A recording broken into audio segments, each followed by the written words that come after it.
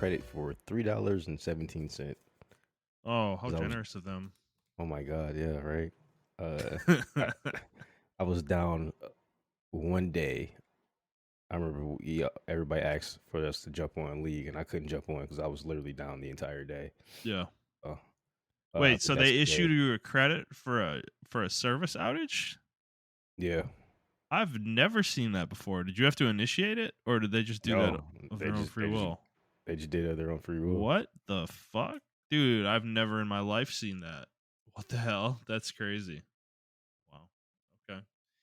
Maybe they're changing. Nah, I'm pretty sure enough people called in and complained about it where they had to do it. Yeah. They don't have to do anything. I don't know. You know how these companies are. Like they're the only option in their area, in the area you're in most of the time. So it's like they have a de facto monopoly. Um, and they're like, well, you have a problem? Oh, well, maybe we'll fix it. I don't know. We could get out there maybe Tuesday at like 3 a.m.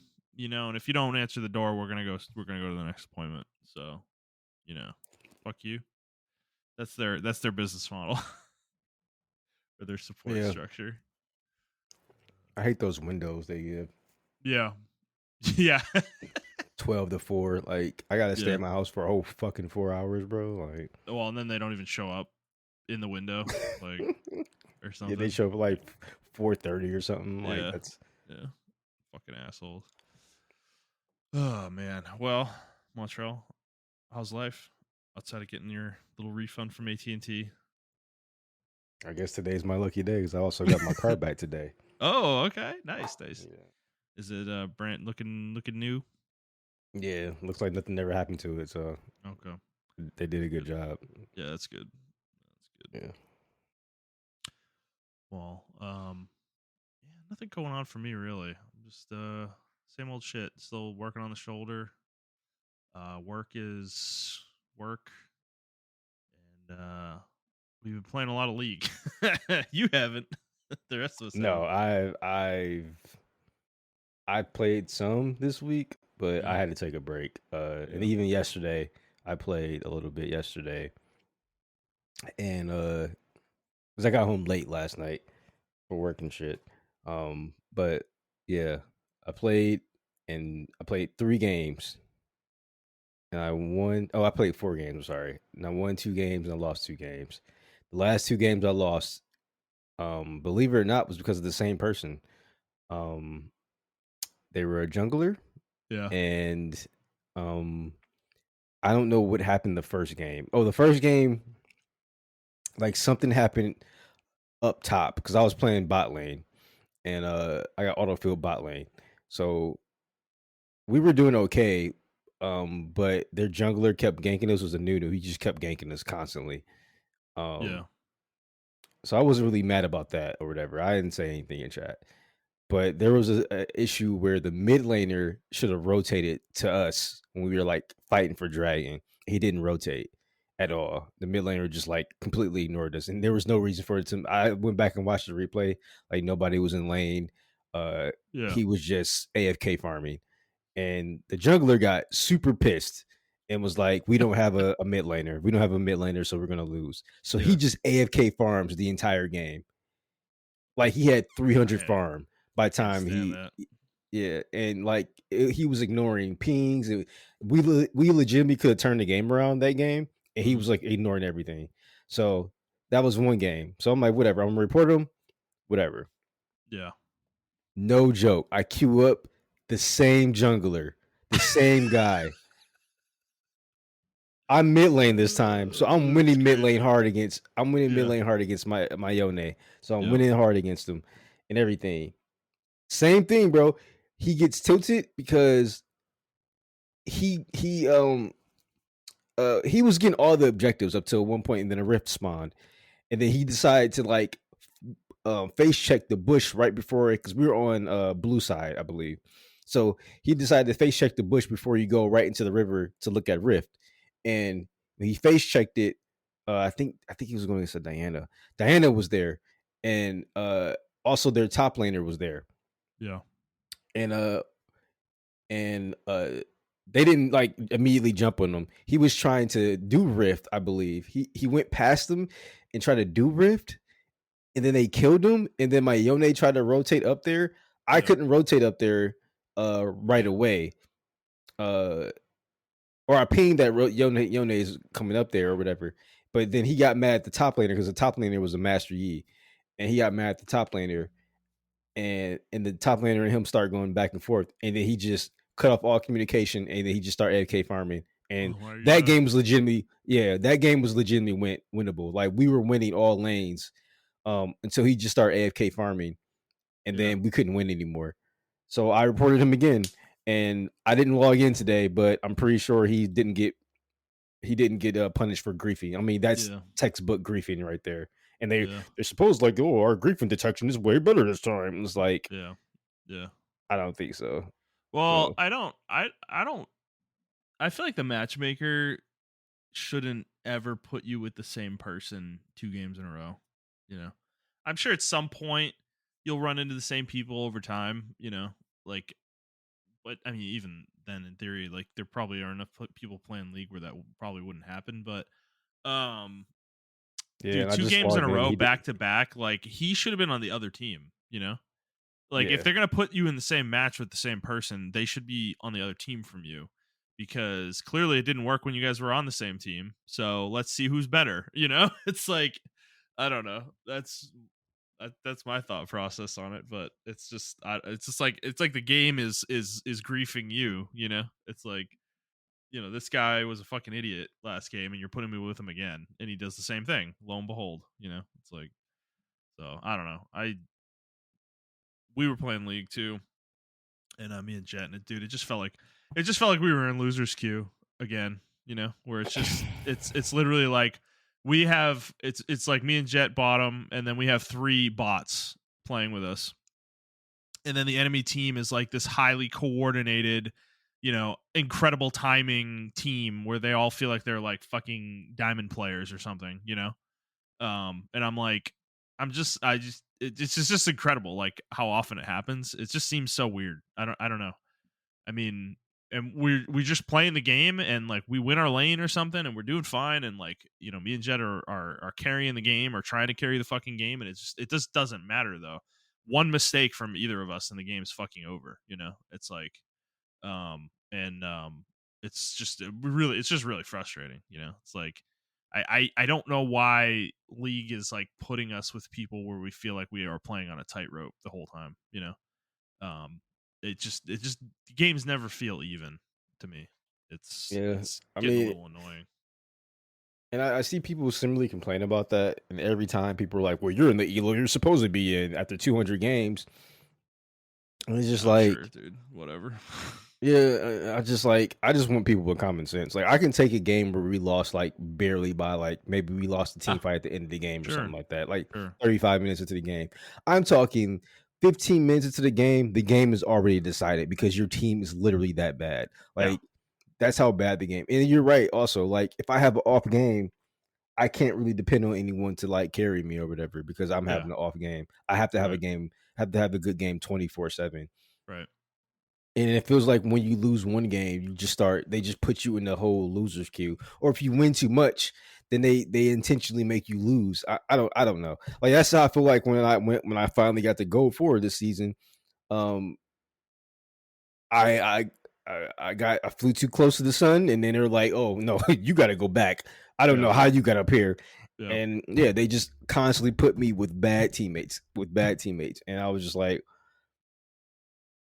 even if you go to OPGG, I'm constantly getting unlucky, which means like you were performing well, but unfortunately your team wasn't up to snuff with you. I'm constantly getting unluckies, and I'm just like, yeah, it's not me. Like I don't know. So I don't know. Like yesterday was like very frustrating because I was on track to having like a perfect uh I climbed back out. I mean, I'm silver 4 now, and I got to silver 3, and then I lost those 2 games, and they put me back to silver 4. yeah, Like, I, yeah. I and that's another thing. The LP loss is just so fucking harsh. Like, Yeah, I don't dude, know, man. me and Jet can't get out of silver 4, dude. Like it's just I'm just stuck there. Like I haven't I can't get out of there. Like I'm literally hovering between 20 LP and 80 LP in Silver 4. It's literally like I win 2 games and then I lose 3, and then I win 3 and then I lose 2, and then it's just like it's just a seesaw back and forth. It's like there's no, I don't know. It just Yeah, feels and like it's I trying to keep try. me there is what it feels like, Yeah, you know. and I try not to blame my teammates, and I try to like review my Yeah, plays and stuff like same. that, Yeah. and and then I do find stuff like, okay, I could have did this better, and then the next game I apply that, and then it's just like, yeah, that doesn't matter. Your teammate's just going to run it down anyway. Like, and that's Yeah. exactly what happened with that Nocturne or Yeah. that one Yeah. player, Yeah. because he played Jarvan one game, he played Nocturne the other game. I just logged back in, and he did not get banned at all. So Yeah. I'm like, I I don't understand. How do you detect griefing when he was clearly griefing? And even the other enemy team was like, yeah, he's just AFK farming in our jungle. They weren't even attacking. They were walking past him at one point because he just wasn't doing anything. Yeah. So it's like, I don't know how your system sees that and just doesn't ban him. Like, Right. I don't He know. doesn't interact with the enemy at all. Like after a certain point in the game, like yeah, that feels suspicious to me. Yeah, and then on top of that, to make matters even worse, right? Before I even got the first game with him, Yeah. Um, I went through a dodge. I went through 3 dodges. I went through a remake. Then I went through another dodge, and then I got that. And then I got that game right after my 2 game winning streak. Jesus. So it's just like I get punished for people dodging in Yeah. a remake. Yeah. Yeah. That's So a big yikes. yeah, so it's just it is what it is, man. Fucking league, man. All right. Well, hi everybody. Welcome to the Players Take. This is episode 321. I'm your host Justin DeSimone, joined as always by my co-host Montrell Rice. This is our weekly show where we talk about video games, video game news, and other topics pertaining to video games. We post at 6 a.m. Central Time on Fridays on Apple Podcasts, Spotify, Stitcher, YouTube, and your favorite podcast app of choice.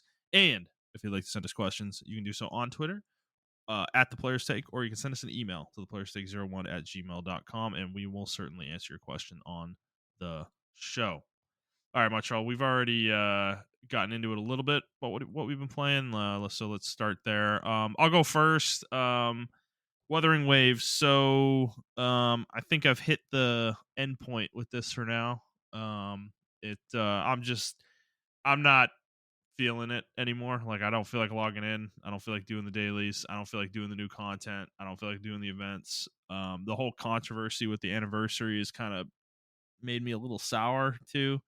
Because a lot of the reason this game was cool is because it was so generous with the free shit, and stuff, and it seems like they're trying to get into territory of like manipulating people and stuff, and I'm not. I hate when all these gotchas fall into this trap eventually. Like it just feels like an inevitability with these games. Um, and that seems to be where we're heading with Wuthering Waves. So I'm done for now. I might come back at some point when they release another new zone or some shit, Mhm. and jump back in again. But for now, I'm gonna put it down because I need the time anyways. Like I'm trying to get through Kingdom Come Deliverance, and it's not like I'm playing Wuthering Waves a lot, but there are points where I'm playing for a few hours to like catch up on some things. And I'm taking that time back. So yeah, the other game I'm playing, Kingdom Come Deliverance. Still, I've made significant progress again. I am close to the end of the game. So I hit the story quest where the game tells you, basically be sure when you start this that you want to start it, because bunch of quests are going to fail automatically the second you start this quest. So it's basically a point of no return, Mhm. essentially, or at least that's the way the game's presenting it. So I'm currently in the mode of cleaning up all my side quests that I have in my quest log.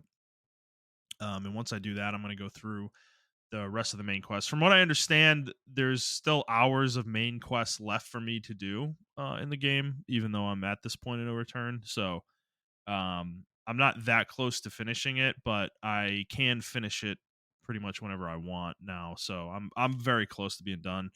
And I'm gonna move on to. I think I'm gonna play Expedition 33 after I'm done here. But so yeah, Kingdom Come though, I'm still enjoying the game, but I will say I started. There's like a the game is weird. it's like I explained this at the very beginning. Like the game is just a janky game. It's a Euro jank game through and through. Hmm. And it plays really weird at times. The way certain mechanics work are strange. Sometimes NPCs bug out. Sometimes your character bugs out. Things bug out in the game all the time. So the main quests, I was doing main quests, and there's kind of there's a range of main quests in terms of their quality. So some are really good and some are really not great. And I ran into two of those in the last week or two, where there was one where I had to infiltrate a camp and scout it out and stuff, and try to sabotage, the camp, like sabotage their weaponry, sabotage their food, to kind of to soften them up for a coming battle that was going to happen. So it's a stealth mission, and then it followed up with a giant battle, which that mission was really cool. I really enjoyed that mission a lot. I was able to sabotage everything in the camp, and then I fought the battle, and the battle was cool. It's a huge group of NPCs all bashing into each other and fighting, and you're in the middle of it as well. And It was a really cool fight. It's not like super great. If you really watch it, it's kind of derpy and stuff, but it's fun for what it is in the game, because there's really not a lot like it in the game up to that point. So that was a really cool main mission. But then a few main missions after that, you have to infiltrate a group in the game to get information about them, and they want you to do something for them, in order to uh, prove that they can trust you or whatever. So they send you to infiltrate a different group that they need you to do something inside the location this group resides within. And this mission was really really annoying and frustrating, and this was hours of like this was an hours long mission that you were doing too. And basically the mission would start, and conceptually it's really cool. Like you're having to infiltrate this place and kind of blend in and act like the people that are in there, and but the game gives you like a schedule that you have to adhere to, where you have activities you're doing at certain points of the day, and you have to do those. Like that's what the game tells you, at least. And then it plays out like that. So you say it's like from 6 a.m. you're eating, right? 6 a.m. to 8 a.m. is scheduled like to eat, or whatever. If you're not in the mess hall eating and somebody catches you, you get in trouble basically. And that's true for every other activity throughout the entire day.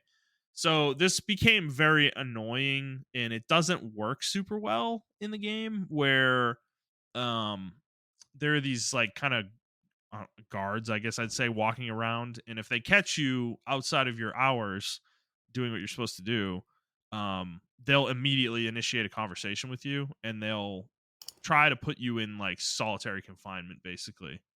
And it became really annoying because you don't know where they are. They just wander around. You'll just run into them randomly. And if you get too close to them, the conversation will just immediately initiate. Like you can't run away. You can't do anything. And sometimes the game will give you an option to try to like do a speech check to get out of it, or say something to get out of it. And sometimes the game doesn't give you any option. You're just thrown into solitary confinement, and it can fuck the quest up because time will pass. And if you were doing something that day that was timed, where you need to do something at a certain time of day, the quest will fucking fail because you were in solitary confinement or whatever. So this just started like it just starts happening the whole like a lot, because you need to break your schedule in order to do the quest basically that you're in there to do in the first place. And there's like a trick to it, I guess, that you're not going to know, but you're supposed to like ingratiate yourselves with this group of guards early, and then that allows you to kind of skirt the rules a little bit. They're way more lenient towards you, but not knowing that, you're just trying to bash your head against it basically, and it doesn't work very well. And there were times even when I was doing what I was supposed to be doing, and the game would bug, and it would think I'm doing something wrong, and then I would walk out to my next activity, and they fucking hit me, and they're like, hey, you're not where you're supposed to be or whatever. And it's like, or you were doing something wrong. And it's like, dude, what are you talking about? Like anytime they saw me, they're coming to get me or something, it's like, so it was really frustrating. The other thing with it is the activities are tightly wound, right? So you're eating from 6 to 8 a.m. and then you have to go to like brew potions at 8 a.m., you know? And the second 8 a.m. comes and you're in the mess hall, you're breaking your schedule because you're not in the alchemy lab doing what you're supposed to be doing. So and you're like with everybody eating, so they'll just you go in there to eat and the fucking guard will be like, hey, you're not where you're supposed to be. It's like, bro, it just turned 8 a.m. What are you talking about? You like give me a minute to walk over there, you know, even if you're intending to. It's like, so it's really buggy and janky and does not work super well, unfortunately. And it was not a good experience, despite the fact that the setup for it is really fucking cool. Um, but it's just like it was a really frustrating quest, and it kind of like annoyed me to the point where I was like, I just need to get this shit fucking over with, you know, like it really pissed me off for a couple of days. So the yeah, it's like the game's got some really awesome qualities to it, you know, but it's just you can see the rough edges of the game in a lot of Yeah, ways, and certain quests and stuff. It's not a perfect game by any stretch of the imagination, you know. It's really, it's not. yeah. But I'm almost through it. I'm getting there. I'm hoping by the show next week, I'm hoping to be done with it, but I'm not sure. I have a very like packed weekend, so I don't know if I'm really going to get to play very much this weekend. So we'll see. I could still be playing it next week, and be close to done with it. But yeah, I think I'm gonna go for Claire Obscure next because I actually can get it through Game Pass, so I think I'm gonna do that and Okay, focus on that. I think I have Ultimate. I think I have codes for Ultimate, so I think I can play it on PC technically, but I may just spin up my Xbox actually and just play it on there. okay. Is kind of my plan. So yeah, we're getting there, Montreal. I'm almost done. I'm almost on to the next game. We're close. Yeah, I'm just having issues finishing games, man. Like I don't know, Mm, stuff's not keeping my attention. Like I I have was the playing opposite South of problem. Midnight. I'm like fucking. I'm literally like locked into this game for months now. It's like so stupid, but yeah. So you put down South of Midnight? Yeah, I mean, I thought it was like a quick game, but it's like a whole other chapter of like me having to do stuff, and I'm like, dude, like, cause like one of the villains aren't really the villain, and Oh boy, I don't yeah, know. Yeah, it's just, I mean, it's a good story. It's just like I'm like, all right, this is kind of dragging. Like I wasn't signing up for this. yeah, Um, so I don't know.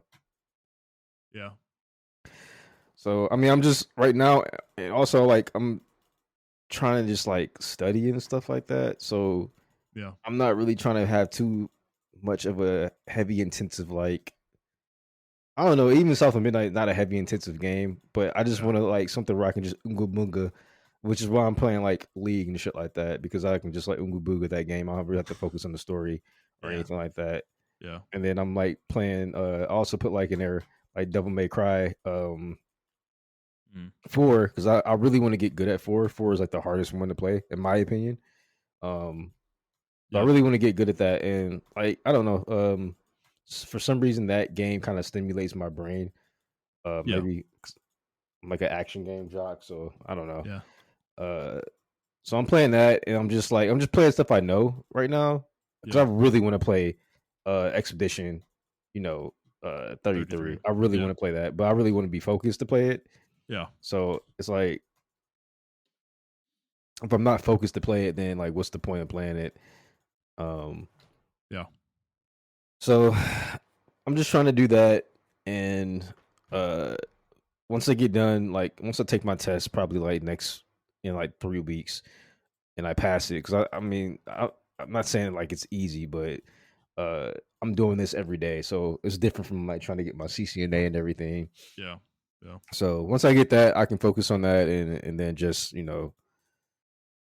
play other games. But right now I'm just like I'm in that mode, and then I'm just like with League, I'm not playing with the guys sometime as much because I don't want to play norms. Like I just want to climb. If I play norms, like no offense, I just sometimes feel like Yeah. I'm just wasting my time. Like I I know don't what you want to play norms. mean. Yeah, no, Yeah, I know what you mean. Like, yeah, we've been playing a lot of norms, and actually, we've had like full groups, and I don't know. No, this is why I need to start playing by myself because I'm in the same boat. Like, I want to climb, dude. Like, and I feel like I can't because three people get on, you know, and it's like and there's no trios. So I'm just like, we're playing norms, I guess, and it's like norms is like a clown show, you know. It's just Yeah. goofy and people do goofy shit and nobody's playing serious. Like or they are, and it's like a mega smurf coming in to just like fucking stomp people, you know, Yeah. for fun. And it's like it just it, I don't know. Yeah,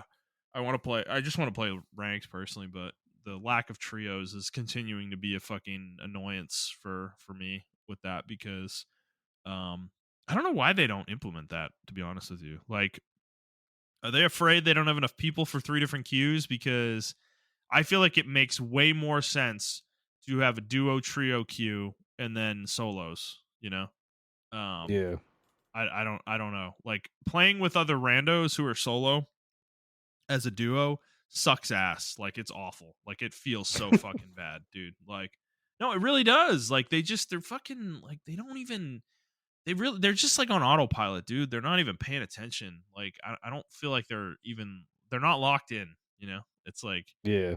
and I feel like if it was duo trio, the game quality would be much more consistent, because you know the other group of people is three, you know? And Yeah. but maybe that's the problem, is there aren't enough duos and trios playing the game for them to be able to do that consistently and have like good queue times. But I don't know, part of me would be, I'm okay with a 5 to 10 minute queue if my game's better for it, you know? Yeah. But we know how League is. Like, you'll have the 5 to 10 minute queue, and then somebody will dodge at the very end of the fucking, you know, champ select, and then you're in the queue again, and it's like you could end up fucking waiting 30 minutes to play a goddamn game, you know. Yeah. So Exactly. it's like, I don't know. It's a give and take. There's like a push pull with it. It is what it Yeah. is. It's just I don't know, man. I'm in a weird spot with League because like a lot of people are complaining about it as well, and then a lot of people are saying like, which is true, like maybe the community is just getting better at the game.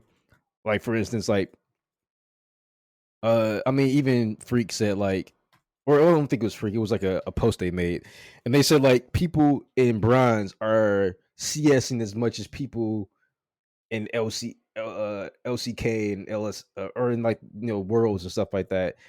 We're CSing as much as them now. We're farming as much as them like back in 2016 or some shit like that, right? Oh So yeah. like the Okay. the community has gotten better, but it's just also like yeah, but I'm not ass either. Like I don't know. Like, I don't know. It's just a Yeah. weird thing um to kind of deal with and everything. And also like I do think the community is getting older as Yeah. well. And people that don't have jobs have a higher significant chance of like climbing than people who do have jobs. Mm-hmm. So I don't know. It's just one of those things where maybe the game is dying. I don't know. I don't see I honestly I probably don't see League last another 5 years. Nah, 5 years is too soon. I'd say 10 years. Yeah. I don't think it's gonna make it to 2035, in What do my you think opinion. the solution, though? If that's true, what's the solution for Riot? Let it die, or like, do they need to make League of Legends 2? Like, what's the I think they make League of Legends too or something. maybe it's time for that, man. I don't know. Like, I do think the game could use like a refresh, you know. And I know people would be mad that all their character skins would go away, you know, but I don't think they should release, like, if they were gonna make a League of Legends 2, I don't think they should. I think it should be a fresh slate, you know. No, Well, don't bring all 180 characters over, you know. Like, my thing is like stop releasing characters. Like yeah. just update your game. And even though this like right now it's the most balanced it's ever been, to be honest with you. Not gonna lie to you, it is balanced. It's just take Mhm. time to refine your game, bro. Like the reason why you're not getting, we already talked about it. I mean, the reason why they're not getting new players and all that other stuff like that. Um, and they need to do those things, but you know, 200-year experience, combined experience, and Yeah. I think they really need to stop sniffing their own farts and just stop releasing new characters, clean up the game. I mean, there's no reason why Garen should be broken. You know, there's just Yeah. no reason. Like, broken in the sense of like he's OP right now, or broken that he sucks? Yeah, I think he's OP right now, in my opinion. Oh, okay. I haven't really seen him Uh, much, actually. It's interesting.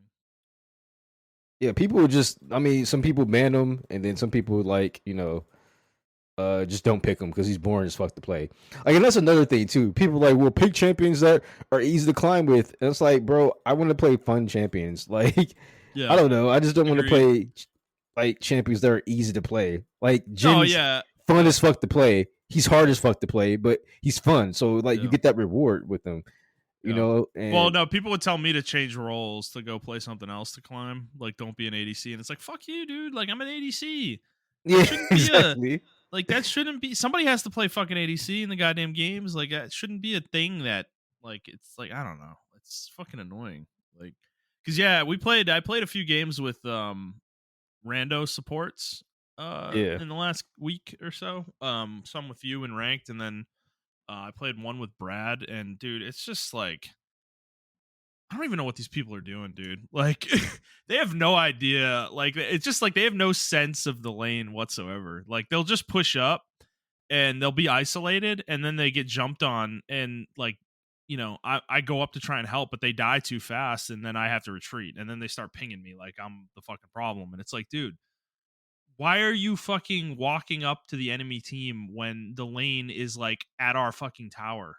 It's like why are you doing shit like that? I don't I don't understand. And like they have a full wave, they have like two full waves pushing into our tower, crashing into our tower or some shit. Like we can't take a fight in that situation. Yeah. It's like it's just like basic shit, dude. Or things where they'll hit the wave or they don't fucking ward enough, it's shit like that, man. And it's like I had one Well, yeah, my go ahead. biggest thing is like is there when I because when I'm autofilled, like they usually put me bot lane for some reason. So I definitely understand how you feel. Um, and yeah, usually I'm the one like warding. I have the most ward score in my on my team or whatever the case Yeah, may be, yeah, and it's just not a fun experience at all. yeah. Well, because like the jungler will come down and fail a gank or something, or succeed at a gank, and they'll get both kills, right? And then they take my whole wave and push us into tower. It's like, thanks, bro. Like, just take all the gold.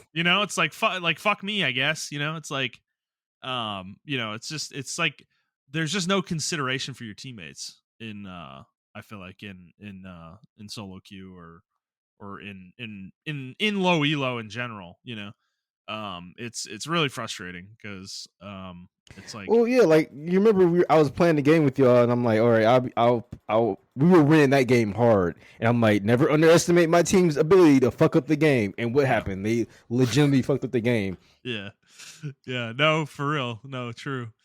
No, we had one where that happened where we I was dominating, dude. I was playing Trist, and I think I was like 12-2 or something, or fucking 14-2 or something. I was wrecking the game, like, but um we like my team, the rest of the team was just playing like ass, dude. Me and Jet were carrying the game really hard, and we had a fight mid where our team like baited us into fighting. Like they went into fight and then they all ran away immediately. Like they didn't actually commit, and me and Jet committed and we got killed because of it.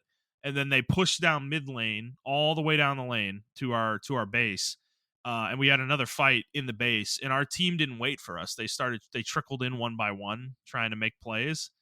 So then it was just me and Jet at the end, like trying to defend, and we fucking died. And then they just won the game off it, dude. It was like it was so fucking it was super fucking frustrating. So it's like I don't know, man. I don't know how to. It's like I said. I feel like I have to play perfect every game. So like what is perfect for me, I have to hit that every game, and it's like I don't know. It's just not reasonable. So Yeah, I don't think it's feasible at all to play no, perfect. I have Now, like, bad games. Like we all have bad games, dude. It's like and to feel that pressure every game, and it's like I feel like I meet that more often than not too.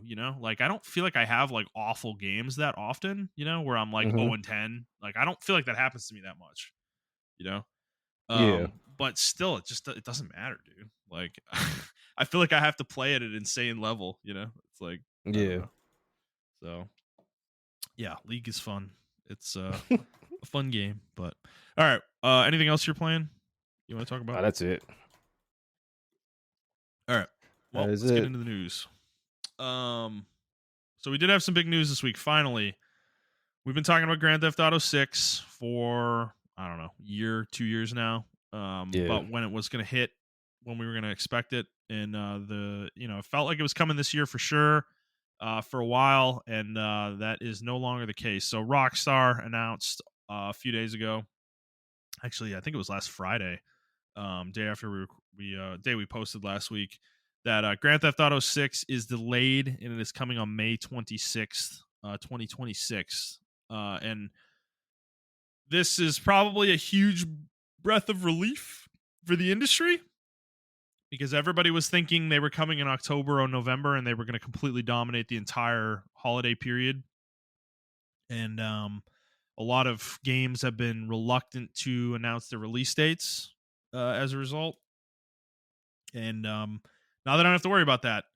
The game is pushed to May 2026, which I think gives everybody a lot of breathing room, right? It's a much Hmm. more it's much more feasible to move your game around in the spring summer period than it is in the holiday. If you were aiming for holiday, Yeah. so I think we're going to be getting a lot of release date announcements coming up for October, November now that were kind of being held back, and I do think the spring and summer next year are going to be a little sparse around May, April, May, June, probably specifically May and June. I would imagine a lot of companies are going to hold off on their releases in those 2 months, probably to kind of give this game room to do its thing, Yeah. and take over the world for the period of time that it does. But so It's I don't just know, Montreal. crazy, Are man. you surprised by this though, that it's being delayed? Yeah, I actually am surprised that's coming out next year. I thought it was gonna come out this year for sure. Yeah, yeah. Um, So I don't know. It's just weird how one game is just like dominating the entire fucking gaming sphere. Everyone's so scared of this game, and to be honest with you, like I said before in the previous episode, I don't get it. I yeah, played all of the Grand Theft Autos, and I just don't get it. Like I don't know. I think Red Dead Redemption is a way better game than Grand Theft Auto, in my yeah, opinion. yeah, Um, but yeah, I don't understand like the supreme hype for Grand Theft Auto. Don't get me wrong. I just don't think the game is for me. I'm not saying it's trash. I'm saying it's just not for me because I don't understand it. Um, I think it's yeah, well made for what they do, yeah, what they try to target, and what they do. Um, it's 10 out of 10 in that regard, right? I mean, they literally started the entire open world genre, or they perfected it. Maybe I don't think they started it, but they definitely perfected it and popularized it. yeah, And yeah, I just think um, it's just crazy that all these years later, like it's still that, and I was kind of upset, not upset, but I already knew it was going to be in Vice City. But I kind of wanted a different city. I mean, we already been to Vice City. We already been to, I mean, Los Santos. We already been to Liberty City twice already in these games. So I don't know. I was like hoping we get like a Grand Theft Auto like Motor City, or maybe like some other city or whatever. something Like in the a Midwest, yeah, Chicago or something in the something. Midwest, like yeah, Chicago, Yeah, Detroit, Milwaukee, Detroit. or Yeah, something like that. yeah, Um, yeah. but That we would have didn't been get that. that would be cool because yeah, you'd have like Yeah, the lakes and stuff to play around with, yeah. and And then you got Canada. You can kind of yeah, mess around with and true, stuff. true. Yeah, so it's like, Let them go over the border. Let players go yeah, over the border. man. That'd be funny as hell. Actually, dude, that's a cool idea. But no, I mean, Vice City. Funnily enough, is the only one I've ever played. The only Grand Theft Auto I've ever played to any degree. Hmm. And I've not played it very long, handful of hours probably, overall. But um, yeah, I'm with you though. Like this is kind of like a blind spot for the two of us. I feel like because yeah, we're just not like Grand Theft Auto players, you know. Like Yeah, I and don't it's not like really. we hate the game. It's like I No, don't hate it at all. yeah. I don't have a problem with it conceptually or anything like that. I don't like it's. I actually I'm glad that it exists, you know. Yeah, exactly. Yeah. But it's not appealing to me though personally. It's like it's a weird thing. I don't want to be a gangster, you know, like in a game. Like I don't really want to do that personally. So it's like it just never appealed to me as a result. So I'm like, To me, it's just like you're just a normal human. You're doing normal human shit. Like I don't know, like that's Well, what and it that is. Like that part of the game's more appealing to me than the rest of it, actually. really, Like okay, the more like simulation elements of it, I guess. okay, Because I mean, I was saying before, I I depending on what the release schedule looks like at this time next year when this game comes out, I may buy this game and try it. And just kind of see like because I've never really given GTA its fair shake, and this isn't like Call of Duty. I don't have like a principled stance against Grand Theft Auto. It's just not. hmm It's been a lack of interest. So I'm like, maybe I'll just give this game a try next year and just see what it's all about, and actually see like, can I see why it's so popular? And I'm sure I will. I'm sure I will experience that, but. So I don't know. I may check this I game mean, out, but the stories in the games, like the actual campaign, is yeah, actually really good. The yeah, characters are really funny.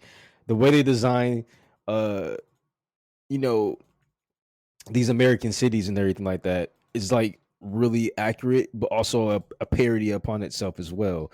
So it's a satirical like version of America and stuff like that. So I mean, like the characters are really good. The enemies are really good. Uh, and the yeah, stories is like really good. And it's just, but for me, it's like, okay, I play that, and then what else do I get after that, right? Like, in other right, people, they love to do like random shit in the game. Like, whereas me, I just don't really. I play it for the story, and that's how it was with Grand Theft Auto 5. I played it for the story, and the story was phenomenal. I thought all three characters switching back and forth between three characters was like really fucking cool, and that was the first time you actually did that in a Grand Theft Auto game. Um, Having multiple protagonists that you yeah, play as, yeah, and I mean, it was done. It was really well done. But after I played it, I tried to play GTA Online, and I was just like, I mean, I'm not really into it like that or whatever. And maybe that's okay. Maybe that's what I'm just playing Grand Theft Auto for. I'm playing it for the story and everything. Other people like to do random things in the game, where it's just like it's almost like a life or like a simulator Minecraft type situation where people just do yeah. random shit in the game. Well, yeah, you'll get Uh, like a plane and you'll like fucking fly it off the map or try to do some weird shit with it, right? Like stuff like Yeah, that. yeah, yeah, and like I said, maybe that's just not. Maybe I'm not that type of gamer, and I'm okay with that. And but Yeah, that doesn't mean I'm going to sit here and call GTA trash because it's definitely not trash. Like right. that's a unfortunately like there are a couple of games that you can't say like objectively that is not trash, and that in my opinion GTA is one of those games you can't objectively say it's trash. Like you can say it's not for you, but to Yeah. give it anything below an 8 is you're lying to yourself in my opinion. The worst GTA game is an 8, and that's GTA 4. I think GTA 4 is it's bad, but comparing to other From on GTA GTA games, spectrum of good and bad. yeah, Yeah. exactly. Yeah. Okay. Well, I mean, it makes sense, right? I mean, this is the series with the biggest budgets in video games. Like the idea that you would spend billions of dollars on a game like this and it comes out bad is just impossible to even conceive in my opinion. Yeah. So it's I don't expect the game to be bad. I'm curious enough to check it out. I liked when I played Vice City. I mean, it was cool. I remember like I didn't do any like main story or anything like that. I was just driving around. Like I think I like delivered pizzas and shit, and like fucking I was just listening to the radio. It's like it's a stupid game. Like you can just fuck off and do whatever the fuck you want. And There's that's not. why people like it. I think Yeah, that's yeah, perfectly fine. yeah. Exactly. So I don't know. I may give it a shot. We'll see how crowded this time next year actually is. Given how poorly I've played games this year in terms of actually getting through things, we'll see. We'll see where I'm at. But I'm definitely intrigued to give it a shot and try a GTA game. Yeah. For sure. So, but yeah, May 26th. Let's talk more about the macro element of this though for the industry. Like, hmm um, I mean, how significant do you think the glut of games we're going to get this holiday now is because this game is now moved out of that window? I'm actually glad they did it. I mean, I'm glad that they decided to release the game or the release date because like Yeah, don't everybody hold it. was, Yeah, yeah, right. I agree. I everybody don't. was They had holding no for reason them. to do that, by the way. I don't. Oh I'm not yeah, sure yeah, why they did. Actually, but I'm sure everybody appreciates it. yeah. Um, But yeah, I do think we're gonna get a slew of like games coming out now, which is fine. And I think it's also kind of nice that they gave a release date too for like little games, because you gotta think about the little games that's coming out Yeah, as well. yeah, And now everybody can avoid that release date. Everybody can avoid, was it May 26th, right? yep, Everybody can avoid May 26th now. And yep. Yeah, or maybe that if week you or were whatever. targeting May, well, now you're targeting July, bro. You know, like Yeah. it's just like that's the reality if you're an indie or something.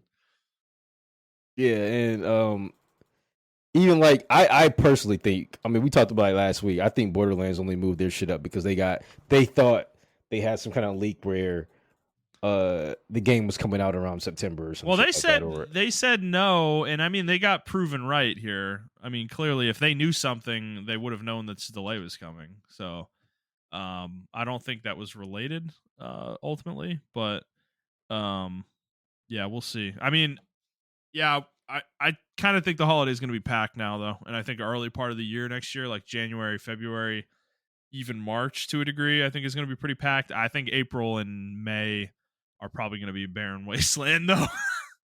For game releases, and probably definitely June, after the game is out for sure, and maybe even going into July. So it's like there's a huge window where this game has an impact, um because yeah, I can see people like being wary of releasing, especially if you're releasing like a live service game or some kind of multiplayer game or some kind of persistent game that you want people to stick with. Like you want to release that, you don't want to release that like too close to GTA if you're doing it beforehand, because then you're just going to get cut off when GTA comes out. Probably like you're going to have a huge yeah, swath of your audience just cut out.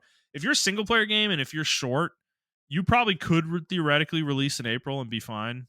People will probably beat your game before GTA comes out. So um, but and maybe you don't care, right? If you release on April 15th and you still get millions of sales, even though nobody beats your game because Grand Theft Auto comes out a month later, it's like, do you really care that much? You probably do, but how much do you really care?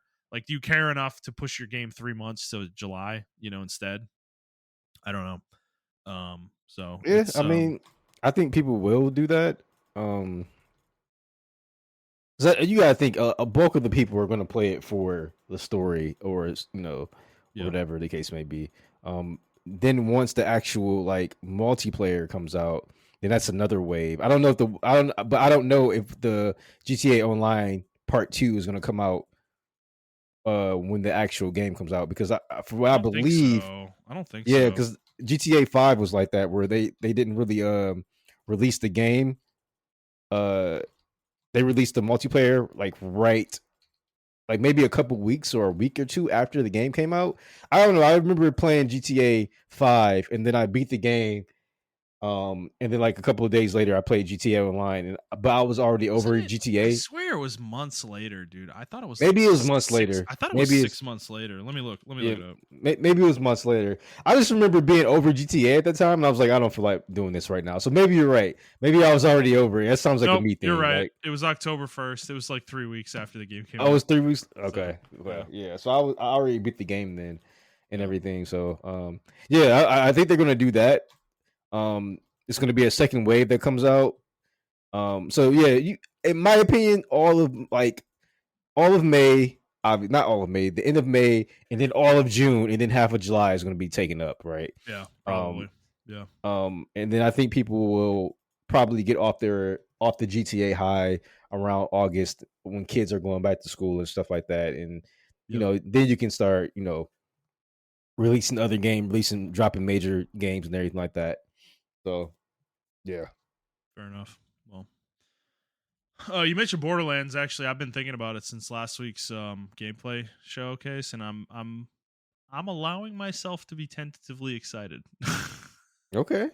I I mean, the game didn't look bad. It didn't look it bad at didn't all. look bad, and I miss Borderlands, bro. Like I haven't Yeah. played Borderlands since 2 really, and that's been over a decade ago. Like well over a decade. I mean, we're talking like 13 years ago. So, Yeah. I'm kind of like I'm ready for a good Borderlands game, for sure. So I'm kind of looking forward to that later in the year, but all right.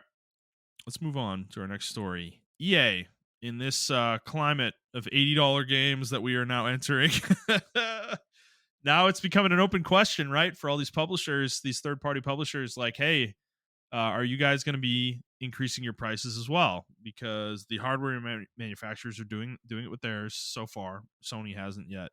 But so EA was not asked about. I think they were asked about this in an investor call. And Andrew Wilson said that quote. So this was his answer. Quote: in terms of pricing power, our business is very different today than it was even just 10 years ago. In a world where everything we did 10 years ago was about selling shiny discs in plastic boxes and retail shelves, well, that's still part of our business. It's a significantly smaller part of our business, and we now have pricing representing everything from free to play all the way to deluxe editions and beyond. At the end of the day, whether we're doing something that costs $1 or we're doing something that costs $10 or we're doing something that costs $100, our objective is always to deliver incredible quality and exponential value for our player base. And what we've discovered over the course of time is when we can marry quality and value together, our business is strong, resilient, and continues to grow. From a guidance perspective, we have reflected no changes in our current pricing strategy at this point. Their CFO Stuart Canfield said after these comments. So end quote there. So they're not planning on increasing pricing in the short term, but to Andrew Wilson's point, EA and many of these third-party publishers are very much in the game of digital deluxe editions, gold editions, silver editions, fucking platinum editions, all sorts of shit, different tiers, especially with the sports games where you have your standard edition at $70 and then you have another edition at 90 that you get some fucking VC coins in 2K or whatever the fuck it is in Madden. And then you have $100 edition that has other shit. Then you have $130 edition and fucking I think it goes all the way up to like 250 or something for 2K, some crazy Mhm. shit like that. They're already playing with price with their stuff. Yes, the standard edition is $70, but these games are designed in such a way where you need to spend more money anyways, so you might as well Yeah. do that up front. Generally is kind of their thought process. So it doesn't necessarily surprise me with EA per se. I would expect their pricing to go up at some point, but we may end up hearing the same things from 2K and even Ubisoft. I mean, maybe not. Ubisoft's desperate, but but Ubisoft does that like digital deluxe edition shit as well. With their games generally. Also, so I don't know, Montreal. Does this surprise you? Um, yes and no. I think they're definitely going to raise their stuff in the long term. They're going to wait and see how the industry reacts to Yeah. Nintendo. I think also GTA is going to be a big factor in that. I would True. be surprised though if Rockstar has the balls to be like it's $60. Yeah, I was thinking the same thing, dude. It's like you're gonna be big. You could release the game at 100 and say fuck you, you're gonna buy it anyways. But you could also do the opposite and release it for lower than people expect and get even more people in the door than you were probably expecting. Exactly. It's like Um. so. I don't know. Both strategies have their merits. Yeah, because I mean, I saw this article, but people were joking everyone's backlog is looking really nice now, and I Yeah. agree. Like, I'm looking at these video games, man. I'm just like, I mean, obviously, I'm not hurting for money, but it's just like I had like a little financial blowback with my car and all Yeah. those stuff like that. And I'm like I Yeah. said, I'm not hurting for money or anything like that. But even I'm like, damn, like I don't know if I want to just buy a game to be playing a game, and I'm gonna Right. sit on it for a couple weeks or whatever. Which is Yeah. why I haven't bought Expedition 33. So it's like, Yeah.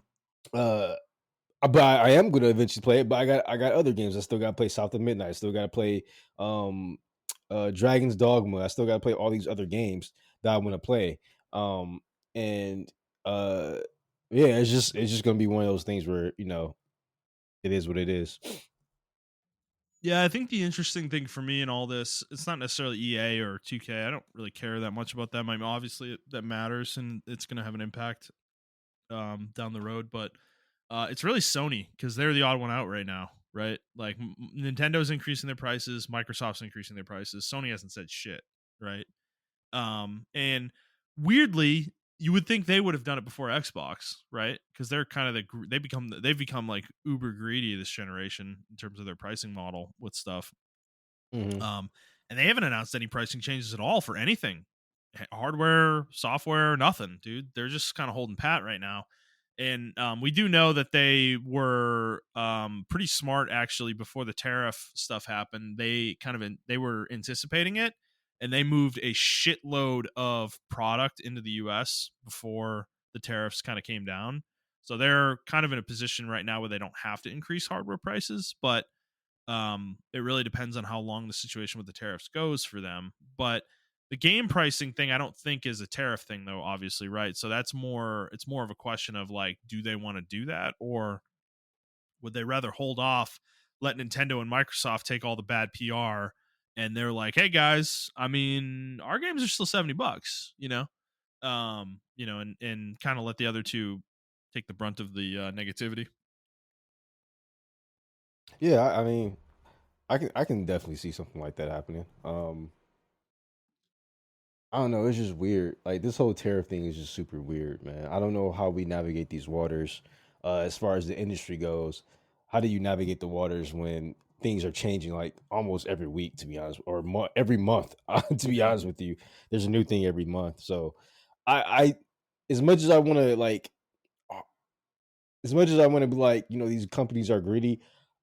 I also I'm just like on the other side. Like, how do you predict this? Like even for me ordering equipment, I'm like, how do we go about, doing this, budgeting and everything like that. So um I still think companies like Nintendo are super greedy, but like all the like publishing the small companies, everything like that, I don't think they're greedy. I think they just have to be more strategic in Well, what they charge. yeah, you would have had to have some kind of connection to to the U.S. government, that Hmm. had a line that this was going to happen and how severe it was going to be before it happened. Like without that, you can't. You, I don't know how you predict this. Like we knew tariffs were coming, but we didn't know what they were going to look like. You Yeah, we can't thought guess there would you be can't guess the controls there. percentages. Yeah, Yeah, yeah, you can't guess what the percentages were going to be, dude. 154%. Who would have guessed that number? yeah, Um, I think even if you were being extremely cynical, you would have probably said something like 50 or 60%, because even that's insane, yeah, for a tariff. So it's like to go, one and a half times that, um, above that is crazy. So yeah, I mean, I don't think companies they couldn't have really predicted it unless they had some kind of connections with maybe Sony does, because clearly they were anticipating something along these lines. Um, so they seem to be in the best position right now, of the three. I mean, they already were, but in terms of like navigating the tariffs, at least they are in the best position of the three. So, all right, let's move on to our appreciate final you. story. I Xbox got you. revenue.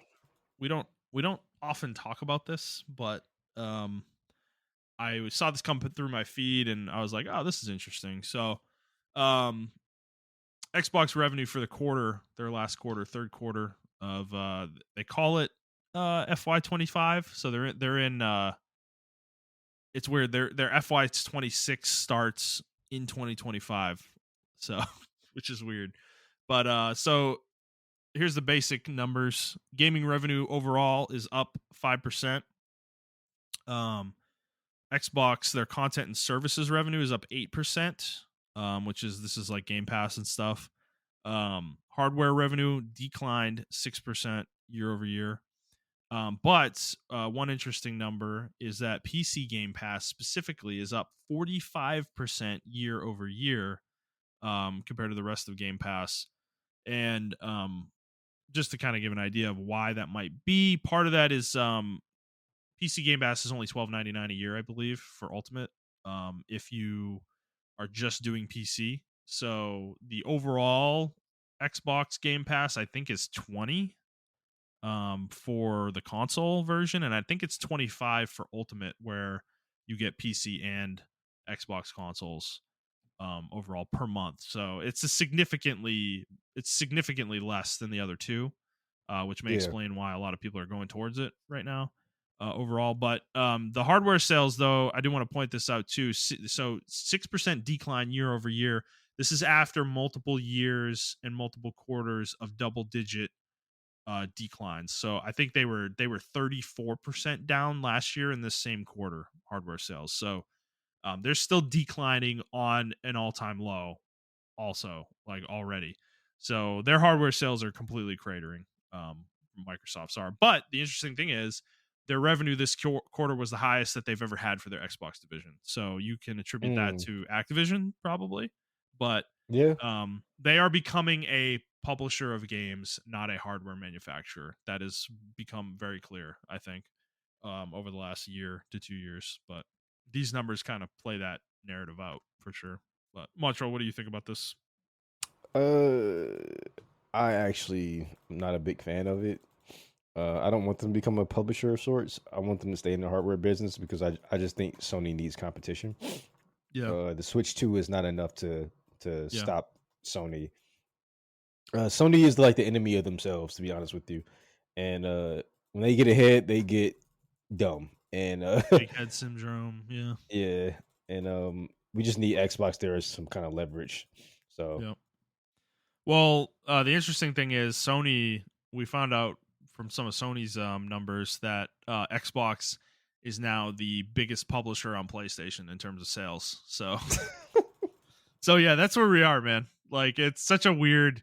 It's been less than 2 years since Hi-Fi Rush and Sea of Thieves came over to PlayStation, and we're already at the point where Xbox is their biggest publisher on the platform. well, I mean, Um, Gears is coming in. Then I think did they announce Halo already? Not yet, but I'm Okay. sure that's coming at some point. Obviously, we have Call of Duty. You know, all the Activision stuff is on PlayStation, so that's the big reason why they're the biggest publisher. But yeah, I mean, Halo, dude. I think Halo.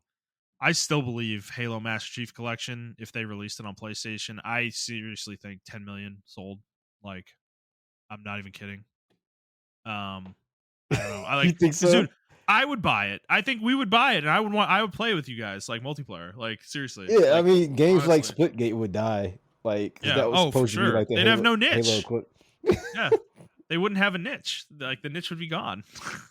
And Master Chief Collection is a really robust game at this point, isn't it? Like they have all sorts of Yeah, weird shit in that game. Like you can play versions of some of the Halo games that never released, yeah, and yeah. stuff in that. So yeah, I don't know. I'm serious. I think if they came out and put Master Chief Collection at 60, $70, like dude, they're selling a shitload of copies. Like it's easy money for them. So I know it's a big deal, and that will be like the kind of the final nail in the coffin for Xbox fans. But I mean, who cares, man? You've already crossed the fucking Rubicon. Just do it. At this point, we all know it's going to come someday. Just tear the band-aid off. Yeah. So I don't know, but it will be an interesting day when that happens. But yeah, Gears. I think that Gears prequel they're doing the remake, or the not the remake, the prequel that they're doing. I think that's coming to PlayStation. So I think they Well, the announced it already. remaster is coming to the PlayStation. The remaster is okay. Yeah, it's called Reloaded. So they're actually Gotcha. bringing Gears One to. Is it just Gears One? Yeah, it's just Gears One for right now. Okay, it could be fun on PlayStation. That'd be interesting to play. But Yeah, I'm hoping it's cross-platform because then we can yeah, really see like who's the best gamer. That's the biggest like talking point. That yeah. Xbox gamers are better at shooters than PlayStation gamers. So Well, they're really. I mean, the thing is, like, you're gonna have more people on PlayStation playing the game than Xbox. So the oh yeah, the pool likelihood, is going to be smaller. So yeah, yeah, I think the just by nature of the volume of people you'll run into, you will probably run into very skilled people on PlayStation. It's just gonna be more scarce, probably that would happen since there will be so many more people playing, more than likely. But yeah, um, I don't know. We'll see. So yeah, it seems like Xbox is healthy everywhere except for hardware, which they're still committing to another generation. So we'll see how that does. But they're not really giving people a reason to buy Xbox hardware anymore. Like there's like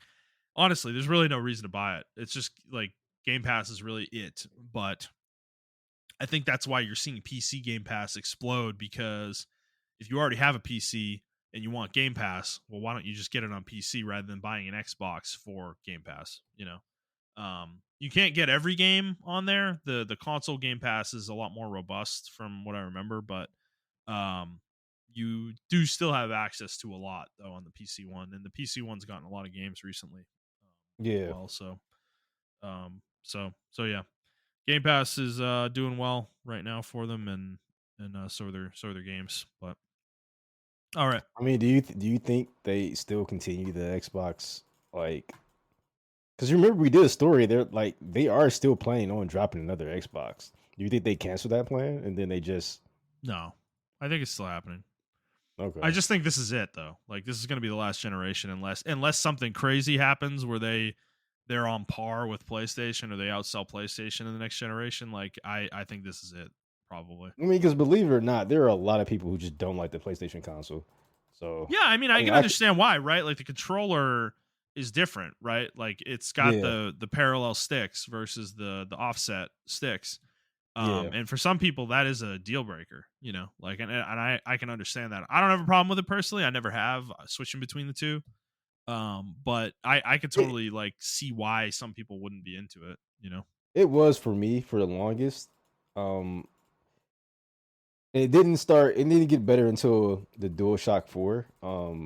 But because the sticks were further apart, but it was really like jarring to play PlayStation games or PlayStation 3 games because the sticks, especially shooters, the sticks, your thumbs would like sometimes bump together, if that makes any sense. And The PlayStation controllers before the DualShock 4 were ass. Like yeah, awful. The PS3 controller is a piece of shit. Like things a fucking the analog sticks on that thing are fucking they feel like fucking just absolute trash. Like the rubber on them comes off so easily and like breaks and splits and like it was a terrible controller. But the reason that was because the controller they wanted to release, they decided at the very last minute to abort. So they just put wireless connectivity into a PS2 controller and they made that the controller for PS3. So mm, that was why the PS3 controller sucked. But no, I think when the DualShock 4 came out, and now into the DualSense for PS5, they actually like finally made like a good fucking controller. yeah, And I think for most people that was what they needed, I think, out of PlayStation. So I'd say at this point, like the DualSense for me is excellent. Like I think it's an excellent controller. It's definitely on par with Xbox's controller, if not a little better in some ways. So I think yeah, they've definitely like yeah. gotten past They that issue. definitely, yeah, they definitely improved it because I don't mind the sticks now on that controller at all. Yeah. I agree with Yeah. you. Like, So we'll so yeah, see. I don't know. We will continue to uh watch Xbox, for because whenever that day is that they get out of hardware, I mean, like you said, I don't feel like Sony can be trusted to be the big boy, you know? And I don't know if somebody else would try to come in at that point, and compete. So we'll see. I mean, Valve though realistically is eyeballing their own kind of Steam machine, another I mean, attempt at something like a Steam machine. So I was gonna say like, didn't they already try the Steam machine once? it And failed horribly, right? But yeah, the Steam Deck has been a huge success for them, right? So if they're planning to do their own proprietary Steam machine, that was the issue with the Steam machine, right? Like Valve didn't make them themselves, they didn't design them mm, themselves. They let other people design them for them and put Steam on the box, basically. okay, I think if Valve makes their own hardware in this case, like I think there's a lot more. Um, I don't know. There's a lot more room for them to succeed. I would say yeah, so. So yeah, I don't know if they can make an affordable PC alternative for people who want to play PC games but don't want to buy a PC. Then that could be serious competition for Sony also. So yeah, because there are a couple of titles that are controller compatible that I want to play on. Like, I just don't feel like booting up my PC to play them. yeah, But I right, would love to actually, play those games like just casually. yeah, I think a yeah, lot of other people would love to play those games because there are a lot of indie games that are controller compatible that people just don't want to play on yeah, PC. yeah, for sure. And yeah, if you put them on Steam, like I don't know, that would be like really cool. And I think that's another thing with the Steam Deck. They have that capability too to play those PC games if they're Steam Deck compatible. So, Yeah, um, yeah, yeah, I mean that would actually be that would actually push Sony to the brink, in my opinion. Like they will actually probably stop releasing games with PC or Steam if the Steam Deck or Steam Deck 2 or Steam Box 2 came out or something like that. Yeah. Yeah. All right. Well, Montreal, that's all we got this week. It's actually kind of a tighter episode for us. Is there anything else you want to talk about before we head off today? Nope, that's it. All right. Oh, you Well, know what? I'm sorry. Well, yeah. there's one Good. thing. I'm sorry. Yeah. Yeah. Sure. Uh, it's just a Conversational show. short topic. So a lot of people are using Expedition 33 as an excuse to hate on JRPGs. How do you feel about that? What way? Because they're not turn There's based. it is turn based, but they're like, oh well, this is what the genre needed. The turn based genre needed to revitalize itself and everything like that.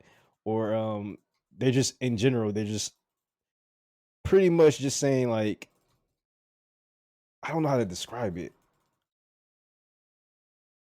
Like they're just like, it's Like I've seen a lot of hate for Square because Final Fantasy's not yeah, turn like based. Yeah. there you go. Like it's ironic because they turned the team that made uh Expedition 33 made it as a love letter to JRPGs, but Sure. people are turning it just like a Sure. vitriol thing, you Yeah. know. But people always like do this shit where they just ignore context in order to make their argument. Yeah, Because yeah, okay, Expedition 33 is a critical success, right? Everybody loves it. It's like going to be one of the highest rated games of the year for sure, and it'll probably be in the game of the year conversation at the end of the year. But how much has it sold? Million, 3 million right? copies, 3 million copies, Up to three to 3 five million million. copies, three Okay, to 5 million copies so far. Yeah, has it gotten that high? Really?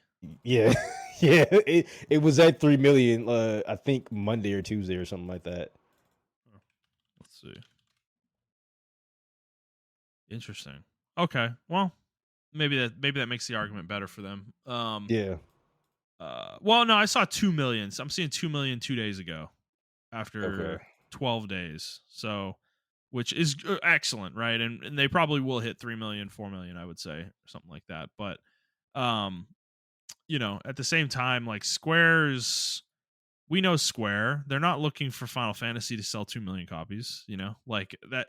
I don't know. It's like that's kind of their thought process. And maybe they're wrong. Maybe they've been wrong this whole time. The whole there's been a quote from Yoshi P going around from a few years ago when he was talking about 16 that, he felt like that people don't want turn-based games anymore or something like that. And he's probably hates himself for saying that shit, but at this point. But it's like, dude, I've said this before and I'll say it again. Like, people need to let go of Final Fantasy being turn based. Like, you have fucking 10 entries that were turn based. Like, go play those. Like, they all exist. And if you're complaining about Final Fantasy not being turn based and you haven't played all those, like, I don't even know what are you even whining about then? Like, go play the ones you haven't played. It's like they're there to play. Um and I don't know. Number two is just like, I don't think Square creatively wants to make a game like this. It's like, that's no problem with that, right? Like, that's their choice. Um, I don't think it's necessarily purely financial for them. I think they want to move on to something else. Like, Final Fantasy has been a series that has always evolved over time. It's had different combat systems in every game. From in the more recent ones. The last 6 or 7, and they, even the earlier ones too, with the turn-based ones, like, they were all different even though they were turn-based. Like, there Yeah. there were very few that just carbon copied each other, generally speaking. So I think Square's always creatively wanted to just explore different spaces with Final Fantasy than just rehashing the same thing over and over and over again. Yeah, I mean So it's been an anthology series for a reason, right? So and I think they just wanted to do different things with those with each yeah, game, with each iteration and everything. Some of them hit and some of them don't. And I think the extreme hate for 16 is so weird to me. it is so Um weird. I fucking can't stand it, dude. It's so annoying to yeah, listen to read yeah. people online. But I mean, the thing is, this is my argument: is that Square ignoring this space for as long as they have, at least with this like AAA high quality, turn based JRPG, has opened up a space for a game like Claire Obscure Expedition 33 to come out. and exist, and be successful. So I think it's to everybody's benefit that this has happened, actually, because we get a great game, and a studio gets recognition, and Square Enix is just as successful as they would be otherwise, and they're not necessarily killing this niche. Like, and Final Fantasy 16 is a great game. We both love it, right? So Yeah. it's the best of both worlds, like I'm getting great games on both ends of the spectrum. It's like, so I Yeah, don't, there's nothing to complain about in my opinion. It's like, I don't know. and that's the thing too, right? When people want turn-based games, they usually just try to go for like the generic turn-based games or whatever, and like, oh, I just want turn-based games. I don't want anything else. And it's like, but Clear Obscure is doing something different with it. To Yeah. where I'm actually surprised that turn-based people like the game, to be honest with you, because it has action game elements in it. Yeah. Yeah. So it's just really weird that um well, I guess it's not weird, but also another point too, people are like, why are people why are people celebrating that, the cast is like older and everything? Like sometimes the power, like I'm really getting tired of people hating on the power of friendship meme. And it's like, we're not hating on the power of friendship meme. Like sometimes I just don't want to play as a fucking schoolgirl, bro. Like like Yeah. I don't know, Yeah. man. Like Yeah. Right. Like a fucking high schooler. yeah, bro. Like sometimes Yeah. and I mean, granted, not all JRPGs do that, but like the majority of them, you're like a fucking 18-year-old, 17-year-old kid going out on an adventure and shit like that. Golden Sun was like that.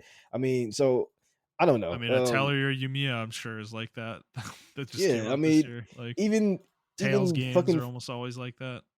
even like Fire Emblem. Well, I Yep. mean, like I guess you can say Crom is not that old or whatever, right? I don't know how old Crom is, and No, then I he's don't know how young. old Ike is. He's young in the Uh, game. No, I yeah, mean both so of those games have time time, uh yeah, time passes, specifically in Awakening. There's like a huge time skip in the middle of the game. With yeah, Ike, yeah, there's a second game where a huge amount of time passes, and he's like a full-fledged adult. That's why I love Radiant Dawn, because it's like, it's like a yeah. I mean, it's a mature game. yeah, and Um, I like mature like protagonists and everything. I like when like that's why I like 16 so much, because we literally watched him grow up to like be like a grown man. Like it was yeah, crazy. Like yeah, we saw so decades of his life basically. yeah, and Um, it's not just like Cloud being like, oh, I'm depressed. Like I don't know. It's oh, just oh, sin! Oh God, my dad turned into a monster. Oh, yeah. Or oh no. Titus, yeah, he's like, oh my god, like so I don't know.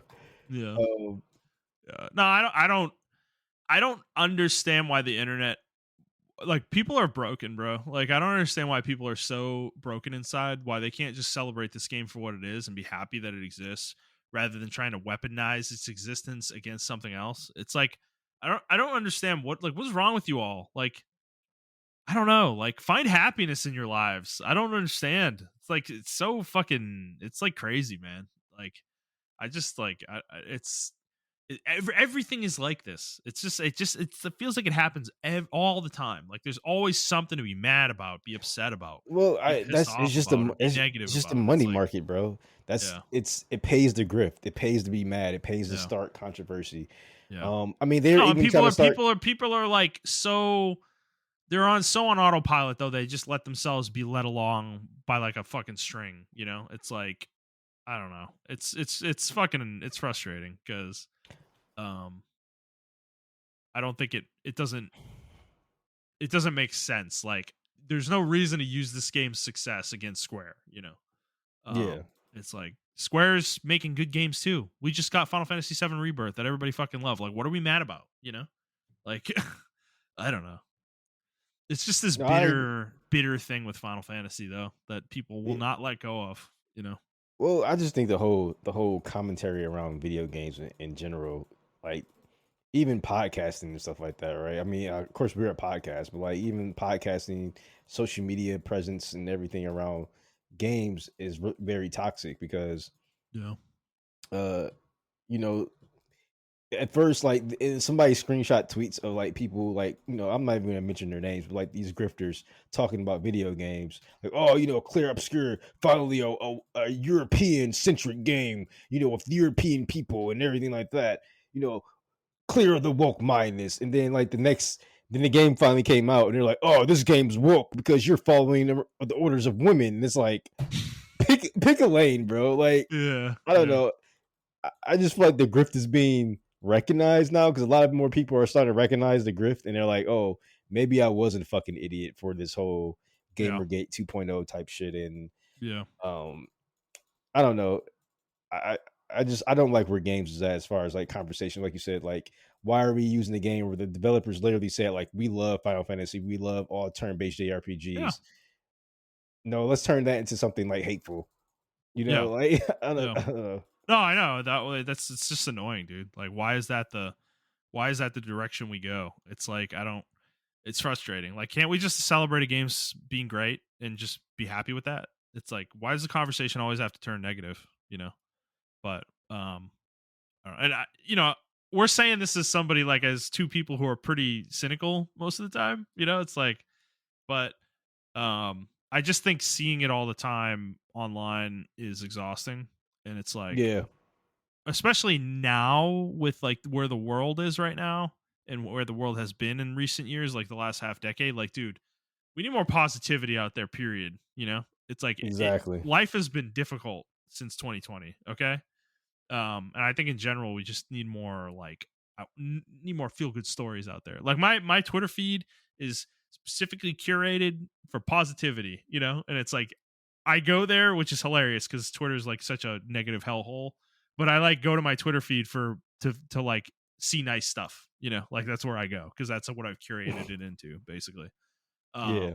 And it's like I just wish we had more of that in general out there, So Yeah, we it just is what gotta it work on it. I mean, I'm trying to work on it. I'm trying to not get into the not get into the baited topics and stuff like that, and just Yeah. ignore it or block people and stuff. But it was one of those things where I couldn't really ignore it because it was every time clear obscura came up, um, people were like being kind of either it was super positive or like super negative. It started out super positive and then it just slowly turned negative, and I'm like, Yeah. come on, guys. Yeah. Like, can we just not like the game? Like, I don't Yeah. know. I will say it is interesting though. I just saw I was like looking through articles. There's one on PC Gamer that's analyst is saying that Clair Obscur has sold over twice as much in the same window as recent Japanese RPGs in the similar style, Hmm. like Metaphor, Persona 5, Royal, Persona 3 Reload. It has sold over twice as much as any of those games in the same like 7-day period, basically after launch. Okay. It's like 785,000 copies on Steam. Expedition 33 is sold compared to Metaphor in its first week on Steam sold 346,000. So, and that's the closest game to Clair Obscur in terms of Yeah. sales in the category. So it's like, wow.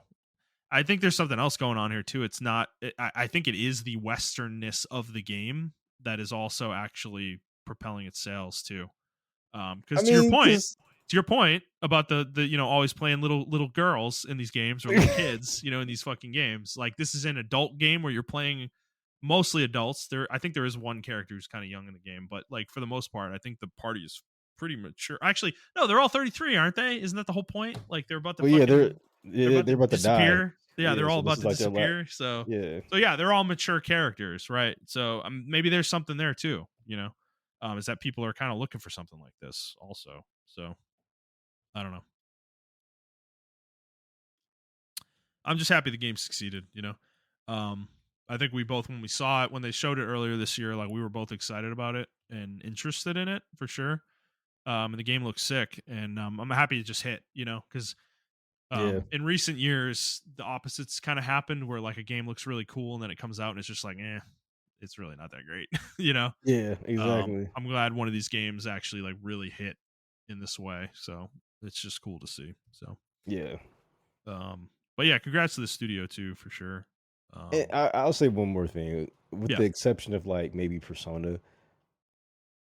Western games tend to have a more serious and more better story than yeah. like Japanese games. Um, so yeah, I mean, I Japanese games just get really abstract, you know, and I think Western games tend to play it a little bit more down to earth with their Yeah, stories. Like they yeah, don't do meta weird shit, with their stories quite as much. The Last of Us being a perfect example of that. Where it's like a yeah, very grounded story that they're telling. Whereas something like Metaphor or Persona 5 Royal, like you said, or even Final Fantasy, it's a little bit more, there's a little bit more like abstract stuff going on there, meta yeah, narratives and shit. It's not as straightforward. And yeah, that might be another reason too, is that people just react better to the storytelling style of a game like this. So yeah. All right.